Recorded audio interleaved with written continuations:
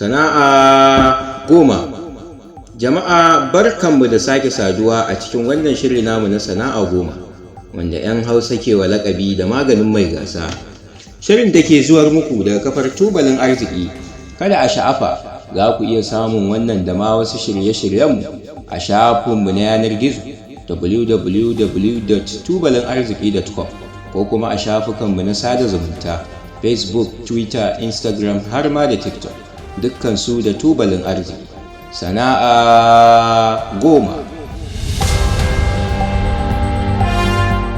Jama'a a nemi ilimi.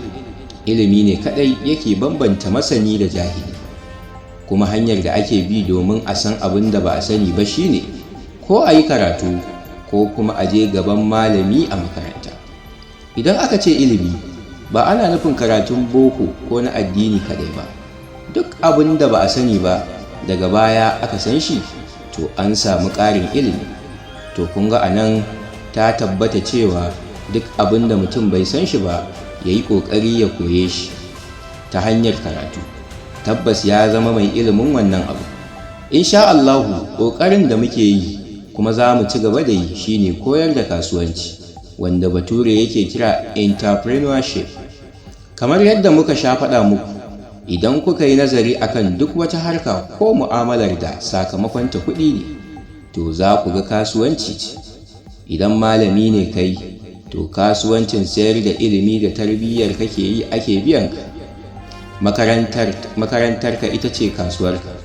Idan aiki kake yi a kamfanin waya ko banki, 'yan kasuwa kake yi wa aiki, kana nemo musu kwastoma suna biyan ka ladan aiki. Idan tuƙin abin hawa kake yi kamar motoci ko a daidaita sahu, shi ma kasuwanci kake yi ana biyan ka. Bambancin mai sayar da indomi da biredi da shayi da kuma masu kamfanin indomi da gidan biredi da kamfanin yin lipton da madara shine yawan jari da girman kamfani, amma duk 'yan kasuwa ne. Kaga idan ka fahimci cewar wannan manyan kamfanonin yawan kwastomomi suka fi ka, kaga kenan kana buƙatar koyar ilimi yadda ake nemo tare da kula da kwastomomi. Mun yi magana akan masu sayar da kaji da masu figar kaji, kuma mun yi bayanin irin maƙudan kuɗaɗen da suke samu. Saboda haka, ku kasance masu bin wannan shafin mai albarka tubalin arziki. Insha Allah za mu zayyane muku matakan da za ku bi dalla-dalla domin ku fara sana'o'i kala-kala da kuma yadda za ku inganta su. Sana'a rigar 'yanci. Allah ya kai mu mako na gaba. Wanda ya wallafa Zafirullahi Abdulaziz, ni Fatuhu Abdullahi Ado da na gabatar, a madadin jagorori da injiniyoyin da suka sada ni da ku, nake cewa mu haɗu a wani satin.